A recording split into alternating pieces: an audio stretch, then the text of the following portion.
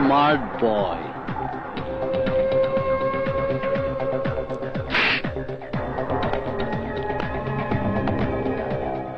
কি হয়েছে রে? সেটা জিজ্ঞাসা করে তুই কি? তুই তো ফাস্টফুডের দোকানের সাধারণ একজন সেলসম্যান। সেলসম্যান হলেও আমি একজন স্টুডেন্ট, এবং এই ইউনিভার্সিটির স্টুডেন্ট। স্টুডেন্ট?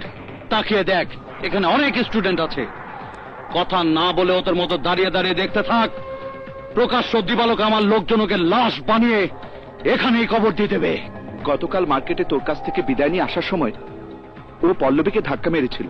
ওকে চিনতে না পেরে পেছন থেকে আমি ওর কলার ধরেছিলাম, আর সেই জন্য ও আমাকে একজনকে মারার জন্য তুই তোর দলবল নিয়ে এসেছিস? তুই ওদের জোরে চলাফেরা করিস, তাই না? বুঝতে পেরেছি, তোর নিজের কোনো ক্ষমতাই নেই। কি? আমার ক্ষমতা নেই? আমি কে, আমার পরিচয় কি, তুই কিছুই জানিস না। আমি একাই ওকে মারবো। এই তোরা সরে যা। সাহস থাকলে আমার সামনে আয়। আয় আয়।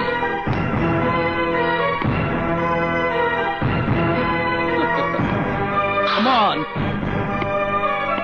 কি ব্যাপার, ভয় পেয়েছিস? তোর গার্লফ্রেন্ডকে ধাক্কা দেবার কারণে তুই ওর কলার ধরেছিলি, কিন্তু ওর চেহারা দেখার পর ভয় পেয়ে তুই ওকে ছেড়ে দিয়েছিলি। তার মানে তোর প্রেমিকাকে ওর মতো একটা বদমাইশ যদি পাবলিক প্লেসে সবার সামনে অপমানও করে, তাহলে তুই হাত গুটিয়ে দাঁড়িয়ে থাকবি, কিছুই বলবি না, তাই না?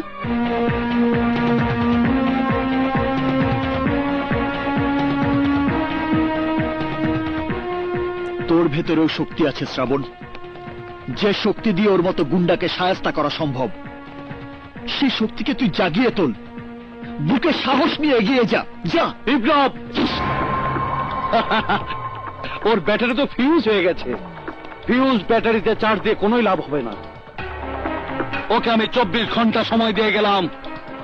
এর মধ্যে ও যদি আমার পায়ে ধরে ক্ষমা না চায়, তাহলে এই ক্যাম্পাস থেকে ওকে আমি বের করে দেব। কারণ এই ডলারের চোখে চোখ রেখে কথা বলার সাহস এই ভার্সিটিতে কারোই নেই।